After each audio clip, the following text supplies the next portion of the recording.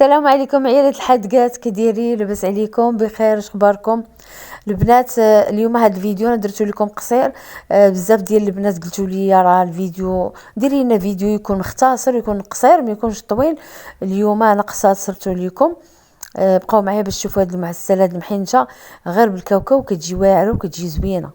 كناخذوا واحد نص كيلو ديال الكاوكاو، نصو كنحمروه ونصو كنخليوه خضر، يعني غير كنقشروه وكنخليوه.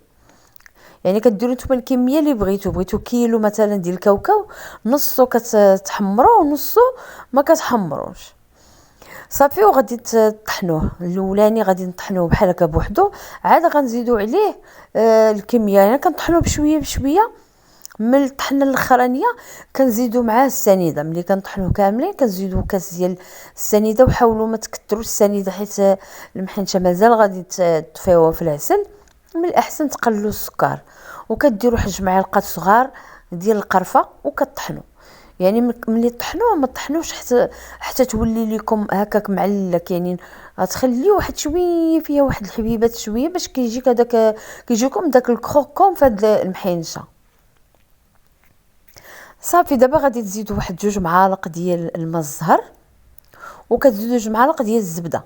بالنسبه للماء الزهر الا بغيتوا ديروا غير معلقه، تقدروا تزيدوا ديروا هذيك الخنيشه ديال النكهه ديال الزهر حتى هي زوينه.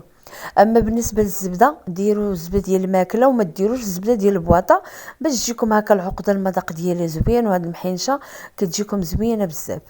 الا درتو ديال البواطه راه كيجي فيه واحد المذاق شكل، خصوصا نتوما غديروا كميه كبيره راه كتعطي الريحه خايبه من بعد. صافي كتجمعوا هاد العقدات وكتحصلوا عليها بحال هكا. خاصها تشكل لكم يا اما كويرات بحال هكا، الا بغيتو ديروهم بريوات بحال هكا يكونوا صغيورين، اولا هكا كديروا سيجار ولا اللي بغيتو. المهم كتخليو هذيك العقده كترتاح. من الاحسن وجدوا واحد الساعه وخليوها قبل حتى كترتاح مزيان. صافي وكتاخذوا الورقه كتقطعوها على شكل مستطيل، وما تكثروش الحشوه. ديروا غير واحد القياس غير شويه، وكتبقاو تلووا بحال هكا وكتزيروا بلا ما تدهنوا الورقه، لان تابعها الطياب بلا ما تدهنوها. كتسدوها غير بالعجينه ديال الفرص والماء، بلا ما ديروا هذاك صفرة البيض ولا بيض البيض، لان كيعطي ريحه خايبه. ملي كتدخلوها الفران ما كتبقاش ريحه زوينه. صافي راه غتكملوا بنفس الطريقه، يعني كتلويو وكتسدوا بديك العجينه. وملي كتكملوا هاد المحينشات كتخليوهم يرتاحوا. هذا نصيحه مهمه، ضروري تخليوها. من الاحسن خليوها الليله كامله، كاع الليله كامله خليوها حتى كتنشف مزيان.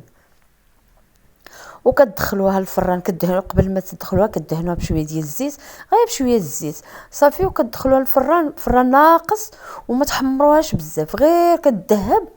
وكتحيدوها مباشره من الفران، كديروها في العسل وكتخليوها في العسل. البنات اهم نصيحه في هذا الفيديو، كتخليوها كتشرب العسل واحد 4 سوايع تقريبا بحال هكاك. يعني كل ما خليتوها في العسل كل ما كتقال وكتزيان وكتشرب العسل وكتجي زوينه وكتجي معلكه بزاف. هما هادو النصائح اللي مهمين وكتصفيوهم. صافي يا اما كديروهم سبيرات كتحتفظوا بهم، او لا كتزينوا معك شويه ديال لوز ايفيلي ولا كاوكاو ايفيلي اللي عندكم. كنتمنى هذا الفيديو استفدتوا منه، سمعتوا جميع النصائح اللي غادي غتنفعكم. وما تنسوش هي اللايك والتعليق، وبسلامه.